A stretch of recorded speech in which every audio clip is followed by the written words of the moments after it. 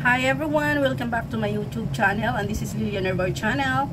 And for today's vlog guys, ay magluluto tayo guys ng soup. At matagal-tagal guys na hindi ako nakaluto kasi nga nag-emergency exit ako ngayon sa Pinas. So ngayon lang ako nakabalik guys at nakapagluto ng maayos ulit dito sa aking mga amo. So ito guys ang ating ingredients for today. Ang ating soup na gagawin ay ito guys, corn, carrots, and green radish. So ito may bone pork din tayo. So ayan ang ating ingredients for today guys. Ito lang, lagain lang natin ito ng 2 oras guys at tayo ay okay na. So ayan guys, at nagpakulo na tayo ng water. So ayan ang ating water, kulong-kulo na siya. Ayan. So ayan, kulo na. So ilagay na natin ang ating corn. Ayan. Corn. Lahat na to ihalo na natin guys.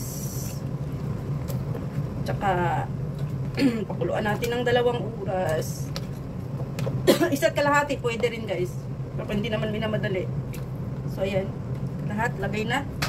Tapos takpan natin guys. At see you later. So ayan na guys ang ating soup. So ayan, lagyan na natin ng salt. So salt lang ang ilalagay ko nito guys at wala nang iba kasi okay na sa kanila yan. So ayan na guys.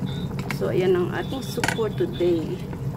Ayan yung carrots, ayan yung corn at green radish, ayan bone pork, green radish.